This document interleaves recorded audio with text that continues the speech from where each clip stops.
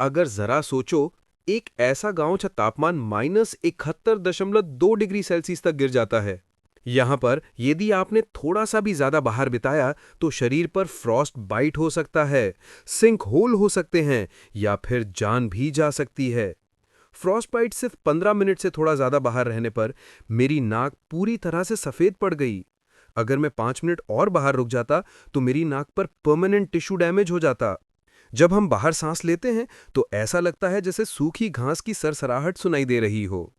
गर्म सांस के बर्फ के क्रिस्टल में बदलने की धीमी गति। मैं धरती की सबसे ठंडी बसी हुई जगह पर हूं, साल के सबसे ठंडे मौसम में। ये ओमियकॉन है। जिंदगी बचाने के लिए मैं 20 से ज्यादा कपड़ों की परतें पहने हुए हूं, जिनका वजन करीब 14 किलो है। 30 डिग्री सेल्सियस गर्म घर से बाहर कदम रखते ही तापमान में 100 डिग्री से भी ज्यादा गिरावट होती है, लगभग नामुमकिन है। जैसे मानो इस जगह पर वक्त ही थम गया हो। बहुत ज्यादा ठंड है। हम करीब 15 मिनट से बाहर चल रहे हैं। जैसे कि आप देख सकते हैं, मेरे दोस्त की पलकें और भौएं ठंड से बर्फ में जम गई हैं। ठंड से बचने के लिए गांव वालों ने एक सेंट्रल हीटिंग सिस्टम बनाया है। एक कोयले से चलने वाला बॉयलर पाइप्स के जरिए ज्यादातर घरों तक गर्मी पहुंचाता है। यह सिस्टम हर वक्त चलते रहना चाहिए। अगर थोड़ी देर भी बंद हो जाए तो सबकी जान खतरे में आ सकती है। यहाँ के घर अंदर से आम गांव के घरों से बिल्कुल अलग होते हैं। सेंट्रल बॉयलर से जुड़ी हीटिंग पाइप्स हर कमरे से जमीन पर। घर बनाने के लिए पहले मोटी लकड़ी की बीम बिछाई जाती है ताकि फ्लैट बेस मिल सके। फिर इसके ऊपर मेन लकड़ियां लगाई जाती हैं। इसके बाद 30 सेंटीमीटर मोटा सब फ्लोर बिछाया जाता है, इंसुलेशन, और लास्ट में फिनिशिंग फ्लोर आता है। और दीवार 7 लेयर से बनी होती है। बाहर लकड़ी, फिर मेन इंसुलेशन के लिए बसा पोल, उसके बाद प्लाईवुड, जाली फोम इंसुलेशन, फिर से प्लाईवुड, और अंदर की तरफ पेंट किया गया है। इन सब के साथ एक स्टोव पूरी तरह से गर्म रखता है। लगभग हर घर में एंट्रेंस रूम को जानबूझकर बिना हीटिंग के छोड़ा जाता है।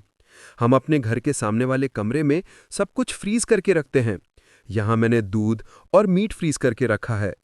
सब कुछ ठंड में ही स्टोर होता है। आप देख सकते हैं, घर कंट्रेडी वाले पहले तो कम रेस चोर फिश के खिलाफ बफर की तरह भी काम करते हैं। कमरे के अंदर, खासकर छत पर, आप बर्फ पर क्रिस्टल साफ देख सकते हैं। ओमियकॉन में दिन जल्दी शुरू हो जाता है, जो कि इस वक्त तक अपने बारे में पहुंच चुकी होती है। यहाँ के पशुपालक गाय के थन पर कपड़ा लपेटते हैं ताकि वो नाजुक फ्रॉस्ट बाइट से बचा रहे। दूध निकलते समय कोई खतरा नहीं रहता, लेकिन जैसे ही दूध निकलना शुरू होता है, हमें बहुत सावधानी रखनी पड़ती है। किसी भी घर में पानी की पाइपलाइन नहीं जाती है, क्योंकि वो तुरंत जम जाएगी। पशुपालक को हर सुबह बाहर इस ठंड में निकलना पड़ता है और नदी तक जाना पड़ता है पानी पीने के लिए। एक एक करके जानलेवा हो सकता है।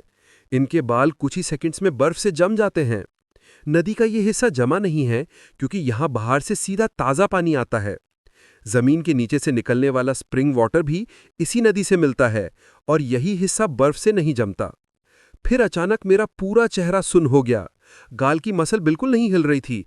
ऐसा लग रहा था जैसे कोई चेहरे पर बर्फ मल रहा हो। तापमान -20 डिग्री सेल्सियस हो गया। मुझे ओमियोकॉन के बारे में बताना बंद कर देना चाहिए था। लेकिन जैसे जैसे डॉक्यूमेंट्री आगे बढ़ती गई, तापमान और भी नीचे गिरने लगा। हम अपनी लिमिट्स को पुश कर रहे थे ताकि आपको दिखा सकें कि यहाँ जिंदा रहने के लिए हमें क्या-क्या करना पड़ता है। अब इस पॉइंट के बाद डॉक्यूमेंट्री की वाइफ ने गैले। अलबीरा अपने रोज के काम की शुरुआत आंगन में धुले हुए कपड़े टांगकर। सिर्फ कुछ ही मिनटों में वो कपड़े पूरी तरह से जमकर सख्त हो गए। उसके सारे कपड़े एकदम जम चुके हैं। मेरे हाथ भी अब जमने लगे हैं। इसके बाद वो सीधे अपने बाड़े की तरफ गए। गाय मैं पालती हूं क्योंकि इनका दूध बहुत हाई क्वालिटी का होता है।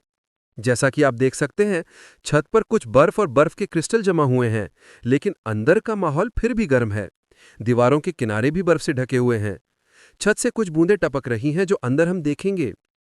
याकूब के जंगली घोड़े। थोमामी के दो जब यहाँ का तापमान कभी -40 डिग्री सेल्सियस तक नहीं पहुँचता। आम घोड़ों की तुलना में ये कद में थोड़े छोटे होते हैं, जो इन्हें सर्दियों में बाहर रहने में मदद करता है, क्योंकि छोटा शरीर मतलब कम एरिया में गर्मी बरकरार रहती है। इनका शरीर काफी फूला हुआ, मोटा और गोल दिखता है। ये इनकी मोटी फर की वजह से है, और इनके खुर भी काफी लंबे हैं, जो इन्हें इस जमा देने वाली जमीन पर बहुत देर तक खड़े रहने देते हैं। इन्हें पकड़ा नहीं गया है, इन्हें बस यहाँ खाना खिलाया जाता है। इनका शरीर ही इनका खाना है। तो इधर ये द घोड़े का मांस, यहाँ लोग इसे खाते हैं। जैसा आप देख सकते हैं इसमें काफ़ी फैट है। ये पैकेट है घोड़े के मांस का पैकेट। ये किसी कस्टमर ने ऑर्डर किया है और इसे भेजा जाएगा। ये जो सूखे घास का ढेर आप देख रहे हैं, इसे गर्मियों में इकट्ठा करके रखा गया था। सर्दियों में यही घोड़े का मुख्य खाना होता है। कोलवा ने हमें अपने घोड़े का मांस और लिवर चखने को दिया है, जिसे इस इलाके में सिर्फ कच्चा और जमा हुआ ही खाया जाता है। घोड़े का कच्चा मांस, इस पर ढेर सारे विटामिन्स और ज़रूरी न्यूट्रिएंट्स होते हैं। क्योंकि यहाँ फल सब्जियां नहीं होती, तो हमें सारे न्यूट्रिएंट्स इसी से मिलते हैं। स्वाद बर्फ जैसा कुछ महसूस नहीं हो रहा, क्योंकि ये पूरी तरह से जमा हुआ है। और ये है लिवा। ओम्याकिन में जनवरी के महीने में दिन की रोशनी सिर्फ करीब 4.5 घंटे तक रहती है।